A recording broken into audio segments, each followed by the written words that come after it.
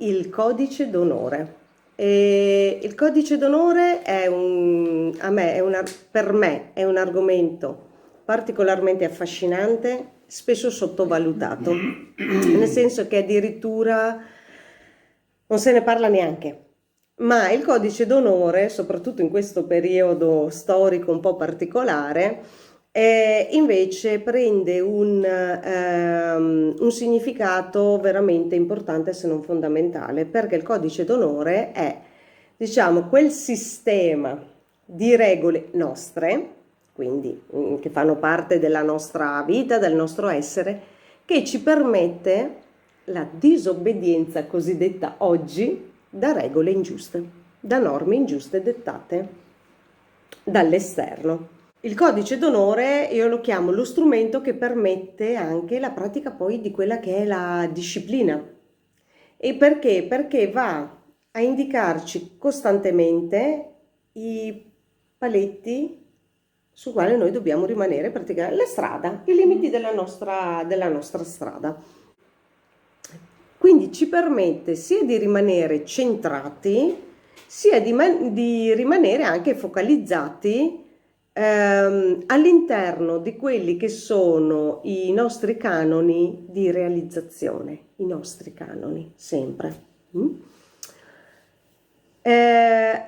Ritorna qui ancora una volta il concetto di disciplina, che più volte l'abbiamo ripetuto, però non fa mai, non fa mai male, nel senso che ovviamente il codice d'onore proprio è la base di quella che poi è la disciplina. Cioè, cos'è la disciplina per me? Il fare determinate cose in determinate modalità. Ecco, perché? Perché c'è un codice che mi permette di fare questo. E quindi è l'insieme di tutte quelle informazioni che noi dobbiamo educare e che ci appartengono, perché sono già nostre, cioè fanno parte di noi, ma che dobbiamo portare in superficie, perché ci appartengono ma nella nostra profondità.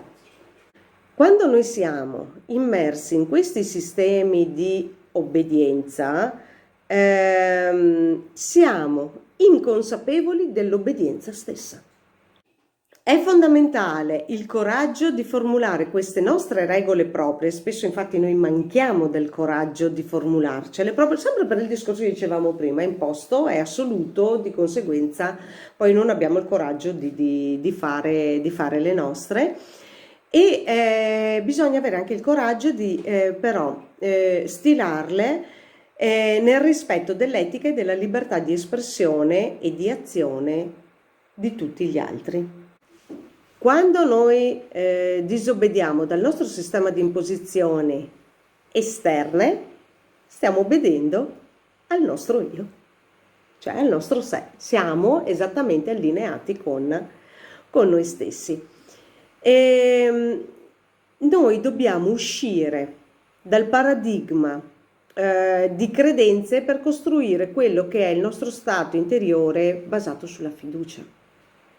Sulla fiducia di che? Di noi stessi.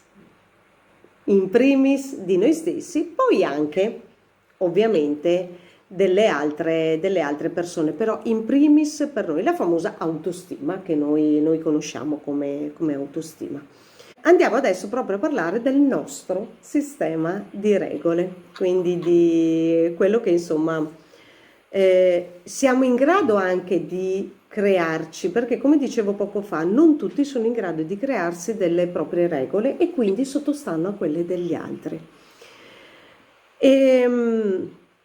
Perché? Perché lo sviluppo della disciplina è diverso da individuo a individuo e quindi è diverso il sistema di regole. Partiamo qui dal presupposto che uno sia in grado di essere disciplinato. Quindi diamo per base la disciplina, che è una cosa che abbiamo già fatto precedentemente, ok? E quindi ognuno ha le proprie capacità, i propri talenti e le proprie mancanze. E questo permette lo sviluppo di diversi sistemi di regole. Ecco perché ognuno di noi ha il proprio sistema. Perché? Perché io ho un talento e una mancanza, lei ha un talento e un'altra mancanza, lui ne ha un altro con altre mancanze, e quindi deve essere per forza diverso il sistema delle regole che noi andiamo a fare.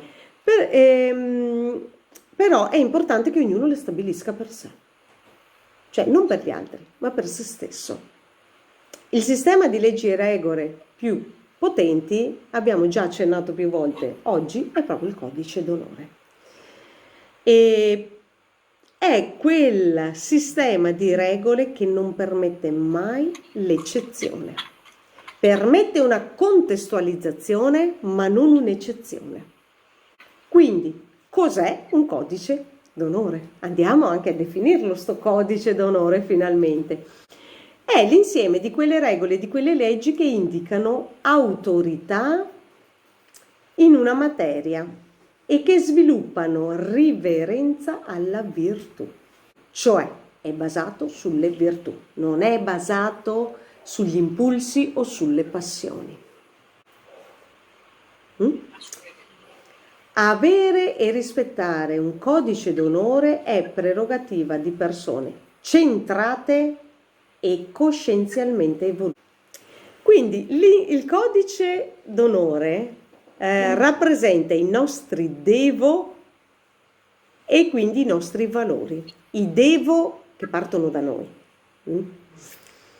E i famosi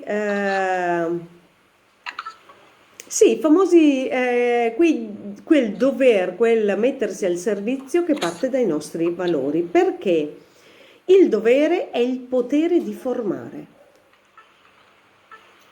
Ecco la definizione di dovere, mentre il valore è ciò che ci conduce all'eccellenza, cioè la formazione dell'eccellenza.